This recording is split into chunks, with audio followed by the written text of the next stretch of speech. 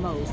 But what we're saying now is we need that community again to come forward and to replenish this truck. And we're going to be here until noon. We're going to Laurel. So this is going on the road. This will be traveling, this truck will be traveling around the county, and they'll be in Laurel until 7 o'clock tonight at the Giant Food Store.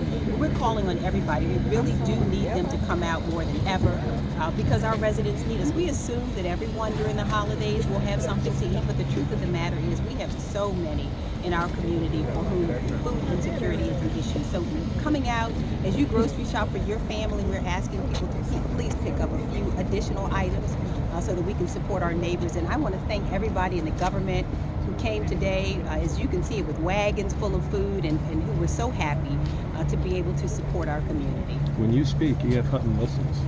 Oh my gosh, you know what? But this is so important. It really is. And you know what? And again, it's times like the government shutdown, which was so heartbreaking for us to watch lines of people who came out because they needed this food. And so we want to be able to replenish it. Our warehouse is completely empty.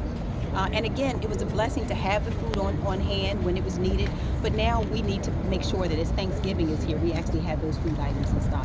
I think Gina will argue that. I could ask this other question as well. There is a community meeting tonight about policing in the community at Reid Temple. And there was a show of support for Chief Linsky last week. Where did you get? What's going on? This is not a new conversation. This is a conversation that we have had with our community over the last at least 8 years.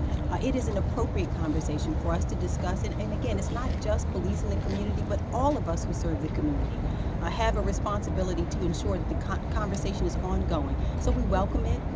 We believe that it is so important that we stay in lockstep with our community in terms of trust. And the only way for that to happen is for us to talk to one another. And so the conversation tonight is important. We hope that people will come out so that we can hear from them. But again, this is not a new conversation. The conversation is ongoing. You know, we had this conversation when I was state's attorney, and we're glad to continue to make sure that we're in partnership with the community. That's the way that we drove down crime here in ways that we haven't seen in any other jurisdiction. It's because this community is engaged, this community is well informed, and they support the work that we do because they know that we have done great work for them. I believe your police force is on the right track. You know what? I believe that our police force is one of the best in the country, and the numbers speak for themselves. Now, do we have issues that we must address from time to time? Absolutely. And what I've said is we will be transparent, we're accountable and responsible, so that when mistakes happen, we will correct those mistakes. When there are things that we don't like, we'll correct them. But this police department has kept this community safe and has done it better than anybody I have seen in the country.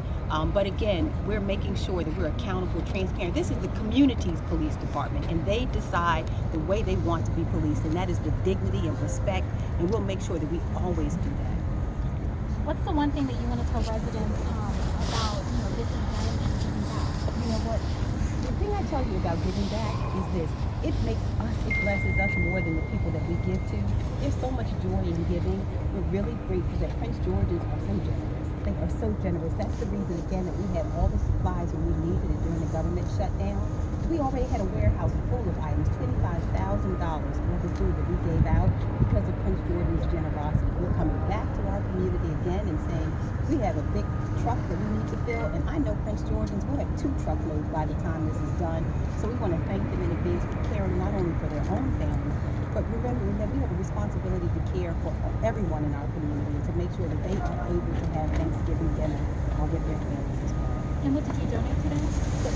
Oh my gosh.